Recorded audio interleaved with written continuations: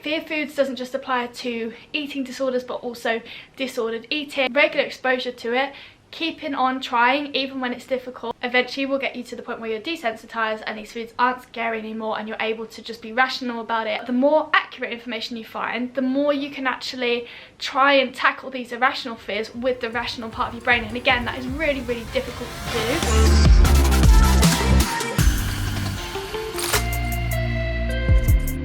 Hello and welcome back to my YouTube channel. I feel like I've got a new setup for sit down videos. I haven't filmed here before normally because it's quite busy with my family being around and everything, but it's quite quiet today, so I thought I would film here.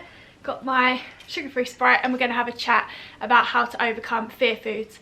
Normally I prefer not to talk too much about anything relating to eating disorders, although obviously I have gone through one quite severely in the past, just because it's not really part of my life anymore and that's not an audience that I want to, not necessarily the audience, but I think sometimes when people are putting out a lot of content targeted at people with eating disorders, it's kind of like preying on the vulnerable. So yeah, I don't like that, which is why I don't normally talk about things too much.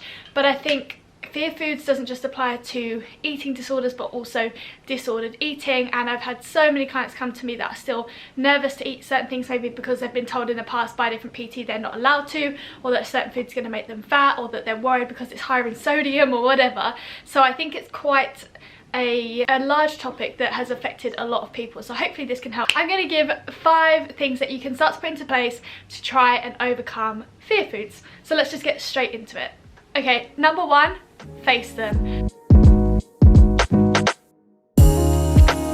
That's going to sound really obvious, but I think we're reluctant to do it. When it's something that you're afraid of, when it's something that makes you anxious, particularly food, your natural reaction is going to be to run away from it and to not have it.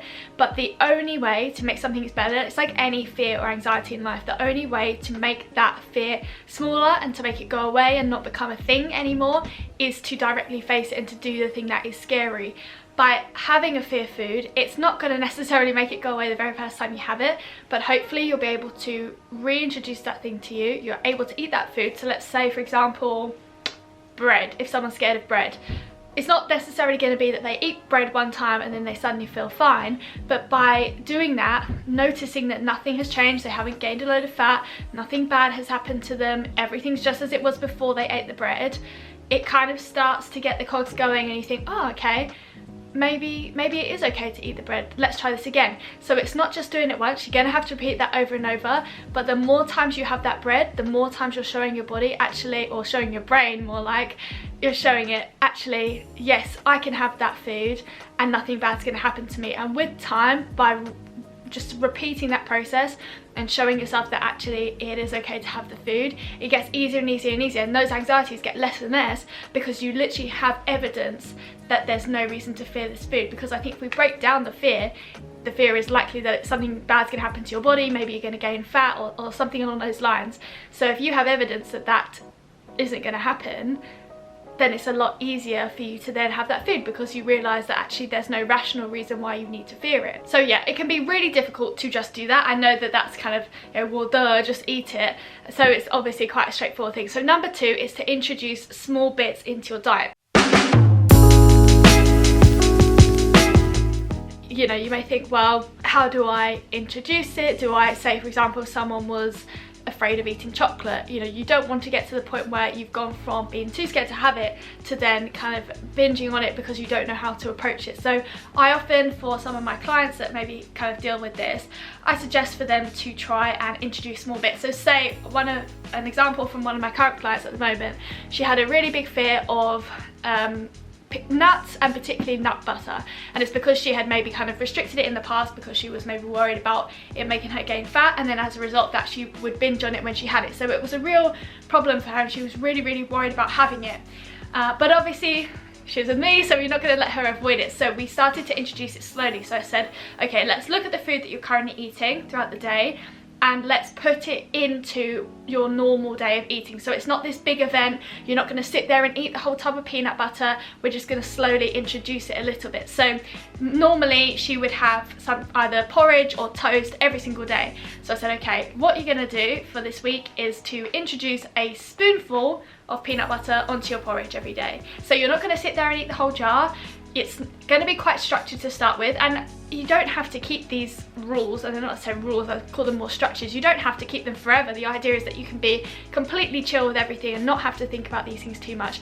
But whilst you're still trying to overcome some of these fears, whilst you're trying to introduce it without kind of flipping the other way and maybe kind of binging on something that you've restricted for ages, I think if you can have some kind of structure. So for her that was, I will just have a tablespoon on my oats every day. You know, that's introducing it, she's getting more used to having it, she's seeing that actually it's okay, and also by putting that into her normal routine, it really helped her to see it as just a normal food. Yeah, it's not this big event, it's not something that needs to be binged on, it's not anything scary, it's just, okay, here's the topping for my oats, great, good source of fats with my carbs, and that's it. So to just see it as something normal, to introduce a little bit and to already have that structure in place rather than panicking and then maybe feeling like you have to eat the whole thing because you're not sure how to go about it, sorry.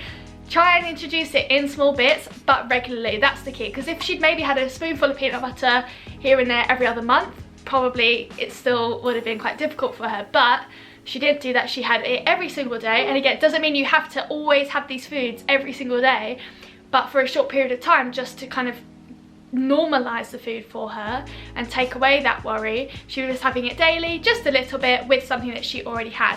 And also it was a bit less intimidating for her to do that because again, it was just done in small bits. It was just a small spoonful of peanut butter, and slowly with time what happened is she obviously saw nothing bad happened. Actually, that tastes really good and I'm really enjoying my peanut butter. And now, a good couple of weeks or month down the line, she's able to just incorporate it as and when she wants. So sometimes she does have it on her porridge, but also if she fancies it with a banana in the afternoon as a snack, she can, because she knows she doesn't have to binge on it because it's not this restricted food. It's not something that causes her anxiety, it's just a food that she enjoys. So now some of that structure can be taken away again and she can just enjoy it. But to start with, small and regular exposure to it was really, really helpful. So facing it is obviously number one, and doing it in small regular chunks is also something that can really help, alongside adding it into your normal daily routine of eating. So number three I've already kind of talked about, which is repetition. You need to repeat and keep having these foods again and again and again to desensitize yourself to them. If you're doing it every now and then in a blue moon, yes, that may help, and hopefully you still have that evidence like I was talking about before, where it's like, okay, I had this food, nothing bad happened to me, it was okay. So hopefully that will still help, but doing it once is probably not going to take away that fear. So it's just about repeating it and repeating it, and at some point it will just become choice, you know. And if you don't fancy that food anymore, you don't have to have it, but the idea is that it's not a fear anymore. You could have it if you wanted to, but equally you don't have to. So I think just repeating it little and often is really, really helpful, because also you learn to kind of deal with that anxiety a little bit better, because it's not this huge build up. It's not like if I use like the nut butter example, it's not like the one day per month where you allow yourself nut butter and you get so nervous before and then you have it and then you don't know what to do, so you end up binging on it because you've just not let yourself have that for so long. That doesn't happen, you know, and because it's every day or very, very regularly that you're having this food, that exposure builds up and the feelings of anxiety beforehand just get less and less, because it just becomes normal and you just become a lot more desensitized to it. So repetition is also really, really important, which is so hard at the beginning. It's hard enough even just to have it once, you know, because there's all this resistance that you're feeling, and it is, for anyone that hasn't experienced having fear foods or just worrying about eating certain foods because of maybe rules or habits that have developed over time, that probably sounds like a bit of a strange thing to say out loud, but it is so difficult when you feel that way and when you're struggling with it. But this is where you have to be brave, and this is where you have to make the decision. Well, it's not going to change on its own. You're not going to wake up one day and think, oh, you know what, I'm not worried about that food anymore. It does take hard work and it does take persistence, but it has been proven time and time again, and also by myself, by many, many people that I've worked with and that I know, exposure to it, keeping on trying even when it's difficult, eventually will get you to the point where you're desensitized and these foods aren't scary anymore, and you're able to just be rational about it and just enjoy them. So repetition, although it's hard, it does get easier with time. And again, if you're listening to this and you think, no, not a chance, try it. You know, don't just have it the odd time and expect that fear to go away. try it again and again and again. Use the example I've given, have a little bit or nearly every day, and don't just kind of come back after a week and say, oh, I'm still worried about it. No, keep doing it for a month, keep doing it for more than that if you need to. But I guarantee you, if you are persistent with it and you keep trying and you're sensible with it, with time that fear will go away, and it'll get less and less and less and less until you don't even think about it anymore, and it'll be like, oh yeah, I had that food at the weekend and I used to be really worried about it, but you won't be in that position anymore. So repetition is a really, really important one. Okay, number 4 is take scary situations or circumstances as opportunities. My clients are probably sick of hearing me say this, but anytime something comes up that's difficult, particularly to do with their relationship with food and stuff, I always say, well, how great is this? We've got a new opportunity. You've got a new opportunity to challenge yourself. Something I always say is nothing changes if nothing changes, and that's true, and that kind of goes for everything that I've said already as well. You're not suddenly going to wake up and your relationship with food be completely changed for no reason. You have to, unfortunately, put in the work first and get yourself to a point where you are in a good position with it, and where you're desensitizing yourself to the food and you're proving a lot of these irrational thoughts wrong. So anytime you're in a situation, say for example, another big one people tends to be a fear of oil. So say for example, you've gone to a restaurant, you've ordered a meal that you weren't expecting to be very oily, and they've put a whole drizzle of olive oil on. You know, natural reaction is to sit there and have an absolute freak out. And be like, oh well, you know, I was already challenging myself with maybe the pizza or the pasta or whatever, the oil on top is just too much. You have to sit in that situation and be like, right, this is good. I'm in a situation right now where I feel really nervous about eating this food. That's great. But it's not great that you feel that way, but it's great that you're in that situation, because again, those fears and those thoughts are not going to go away unless they're challenged. So right there, you have an unexpected opportunity to challenge these things and to get to yourself to a point where actually that could happen and it doesn't bother you. And again, you don't have to love having really oily food, you don't have to love pizza or pasta, but it's just the fact of you're able to have it without freaking out and without it causing you any negative feelings, and it just be choice whether you have it or not. So anytime you're in a situation, or if someone, you know, brings you an unexpected donut one day and goes, here's some donuts, or you go into work and it's someone's birthday and there's some cake there and you think, oh, a bit nervous about having that. Who brought in donuts? Somebody got donuts for my birthday. Happy birthday. You didn't know it was my birthday. I guess I forgot. Well, I guess I forgot to give you a donut. You're serious? If you feel that feeling of, I am a bit anxious about this, that is a sign that you need to challenge that, and you need to take that situation that might otherwise you feel like, oh, this is so annoying that this has happened to me. Actually, no, that's great that you're put in that situation, because that's an opportunity for you to get one step further towards not being afraid or anxious of these things anymore. So take the challenges as opportunities, embrace them, and create them as well. You know, don't just wait around for things to happen. If you are eating food that you haven't cooked yourself, and maybe eating out or not knowing the exact calories, you need to take yourself to go and have food where you don't know the exact calories. If you're worried about having ice cream, grab your best friend and go for some spontaneous ice cream. You want to have some ice cream with my friend of me? It's the last thing you're going to want to do, but again, that's a sign that you need to do it, and it's an opportunity for you to make that change so that you're not in this situation anymore. Okay, so number 5, last one. I mean, I'm sure there's more things I can say, but I want to keep this video relatively concise so that you listen to it all. Number 5 is just increase your rational knowledge. Because I think a lot of the fears that come about are due to misinformation, unfortunately. I know myself, when I was anorexic, I know, you know, it did get to the point, unfortunately, where it was a serious illness.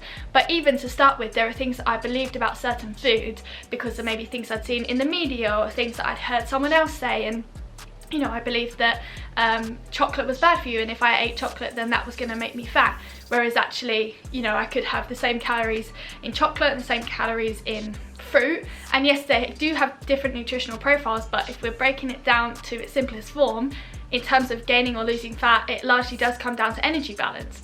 So it's more about kind of that than actual what you're eating. There's no food that is bad. There's no food that is going to make you gain fat just because you've eaten that type of food. You know, it's so much more complex than that.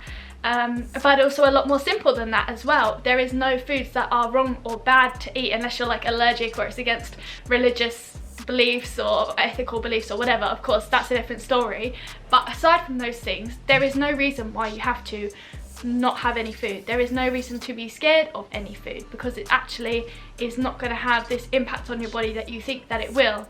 So I think learning as much as you can from reputable sources. Obviously there's just so much crap out there even now. Like, I think the industry has obviously come quite a long way, and there's definitely a lot more people speaking the truth about things and backed by science, but there's still so many people who, you know, have these huge followings that just say absolute nonsense to move forward their own agenda. Maybe they're trying to sell some kind of like diet book, or just build a following off being extreme, you know, because people, the truth often is boring, you know, and to say all foods are fine, that's not going to make anyone money, you know. To try and say that something is wrong, so go for this thing instead, this product instead, it creates a whole new market opportunity. And so much of what you see online is just money. That's what social media is. It comes back to buying and selling products, and yes, it connects people, but what? So that they can promote something else to make money. So that's also something to remember when you are looking at information online and finding different sources.